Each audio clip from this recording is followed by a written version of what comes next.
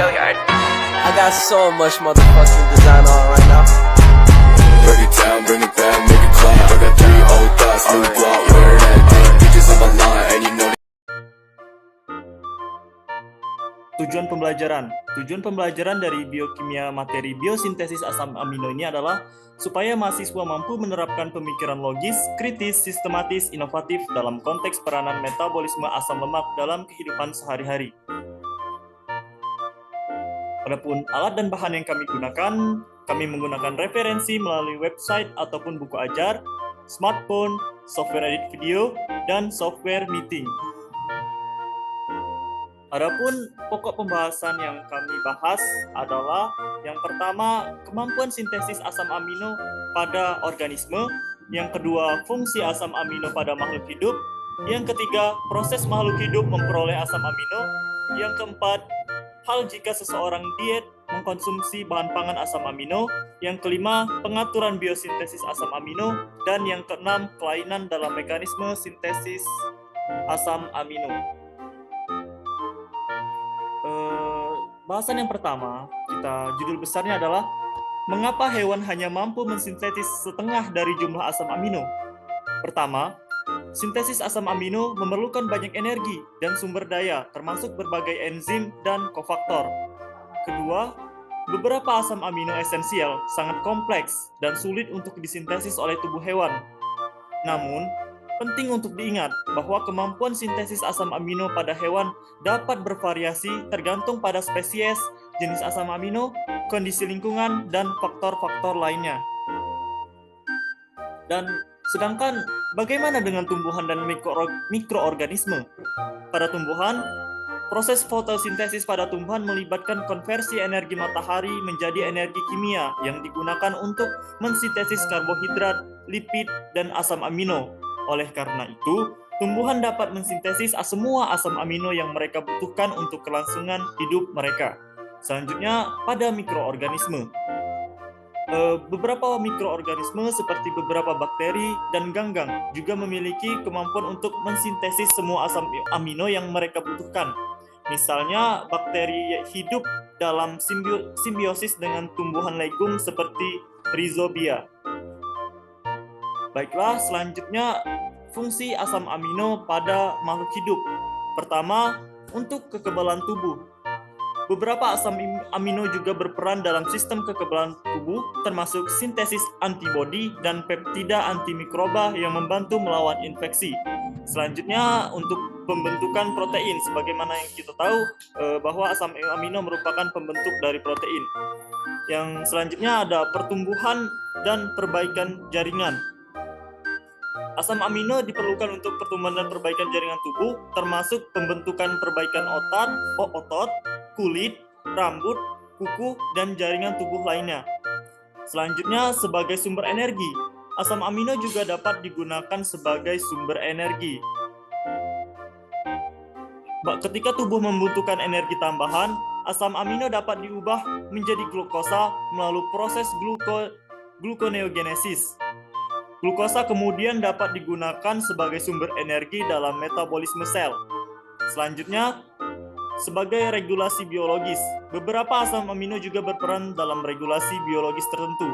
Misalnya, beberapa asam amino seperti triptofan dan tirosin digunakan dalam sintesis neurotransmitter, yaitu senyawa kimia yang bertanggung jawab atas transmisi sinyal antar sel saraf dan sistem saraf.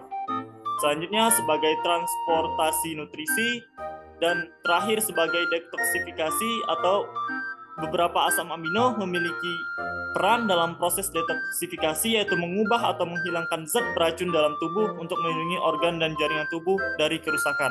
Lalu selanjutnya ada proses bagaimana makhluk hidup memperoleh asam amino. Makhluk hidup dapat memperoleh asam amino yang dibutuhkan melalui dua cara utama, yaitu sintesis de novo dan melalui asupan makanan. Dengan sintesis de novo, yaitu proses pembuatan asam amino oleh tubuh sendiri dari senyawa-senyawa lain yang ada di dalam tubuh. Proses ini terjadi dalam sel yang melibatkan sejumlah enzim dan jalur metabolisme yang kompleks dan melibatkan beberapa enzim yang berada dalam jaringan tubuh tertentu. Beberapa asam amino seperti alanin dan glutamin dapat disintesis de novo oleh tubuh manusia, tetapi sebagian besar asam amino tidak dapat disintesis oleh jumlah yang cukup dan harus diperoleh dari makanan. Lalu selanjutnya yaitu melalui asupan makanan. Asam amino yang tidak dapat disintesis oleh jumlah yang cukup harus diperoleh dari makanan. Makanan yang mengandung protein seperti daging, ikan, telur, kacang-kacangan, dan juga produk susu yang mengandung asam amino yang diperlukan oleh tubuh. Setelah diambil dari makanan, asam amino dipecah dan diserap oleh tubuh untuk digunakan dalam sintesis protein dan untuk berbagai fungsi lain di dalam tubuh. Pengaturan biosintesis asam amino. Yang pertama itu ada pada tingkat genetik. Pengaturan terjadi melalui ekspresi gen. Setiap enzim yang terlibat dalam biosintesis asam amino dikodekan oleh satu atau beberapa gen. Ketersediaan asam amino dalam lingkungan dan kondisi pertumbuhan yang berbeda dapat mempengaruhi ekspresi gen dan aktivitas enzim terkait. Yang selanjutnya ada pada tingkat metabolik. Pengaturan terjadi melalui jalur biosintesis dan degradasi asam amino. Jalur biosintesis asam amino melibatkan serangkaian reaksi kimiawi yang mengubah bahan baku yang ada menjadi asam amino. Jalur degradasi asam amino melibatkan pembongkaran asam amino menjadi senyawa yang lebih sederhana untuk digunakan sebagai sumber energi atau untuk pembentukan senyawa lain. Selanjutnya ada hal yang terjadi jika seseorang yang diet mengkonsumsi bahan pangan asam amino. Jika seseorang mengkonsumsi bahan pangan yang mengandung asam amino, tubuh akan memecah protein dalam makanan menjadi asam amino. Kemudian diserap oleh tubuh dan digunakan untuk berbagai proses metabolisme, sintesis protein, juga untuk membangun dan memperbaiki jaringan tubuh seperti otot, tulang, dan sel-sel tubuh lain. Nah, pada seseorang organisme yang sedang diet, bahan pangan yang mengandung asam amino bekerja untuk menurunkan berat badan orang itu. Adapun peran asam amino pada seseorang yang sedang diet yang pertama yaitu meningkatkan pembakaran lemak. Adanya peningkatan pembakaran lemak saat seseorang yang diet dilengkapi dengan asam amino membuat penurunan berat badan pada orang tersebut. Lalu yang kedua yaitu ada mempromosikan pembentukan otot. Semakin banyak massa otot yang dimiliki, maka semakin besar potensi untuk menghilangkan lemak dan membakar kalori. Lalu ada selanjutnya yaitu merangsang hormon pertumbuhan. Somatotropin atau STH yaitu hormon yang merangsang pembentukan protein dari asam amino dan oksidasi lemak. Jika ingin menurunkan berat badan, diharuskan mengkonsumsi hormon ini. Lalu yang terakhir yaitu ada memblokir penyimpanan lemak dengan glutamin.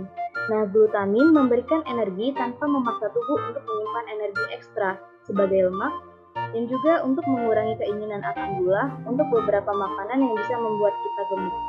Selanjutnya itu ada kelainan dalam mekanisme sintesis asam amino. Yang pertama itu gangguan pertumbuhan dan perkembangan. Asam amino merupakan komponen penting dalam pembentukan protein dan banyak senyawa biologis lainnya. Jika mekanisme sintesis asam amino terganggu, maka produksi protein dan senyawa biologis lainnya juga dapat terganggu. Yang kedua, penurunan daya tahan tubuh. Asam amino diperlukan dalam pembentukan enzim dan antibodi yang berperan penting dalam sistem kekebalan tubuh. Jika mekanisme sintesis asam amino terganggu, maka produksi enzim dan antibodi juga dapat terganggu, sehingga dapat mempengaruhi daya tahan tubuh makhluk hidup terhadap infeksi dan penyakit. Yang ketiga ada gangguan metabolisme. Asam amino juga berperan penting dalam metabolisme tubuh. Jika mekanisme sintesis asam amino terganggu, maka dapat mempengaruhi metabolisme tubuh secara keseluruhan. Keempat, ada gangguan pada organ dan sistem tubuh. Asam amino diperlukan dalam pembentukan jaringan dan organ tubuh. Jika mekanisme sintesis asam amino terganggu, maka dapat mempengaruhi pembentukan jaringan dan organ tubuh. Yang kelima, gangguan pada fungsi saraf. Asam amino seperti glutamat, GABA, dan serotonin berperan penting dalam fungsi akar. Jika mekanisme sintesis asam amino terganggu, maka dapat mempengaruhi fungsi saraf. Baiklah, sekian pemaparan materi dari kami. Terima kasih.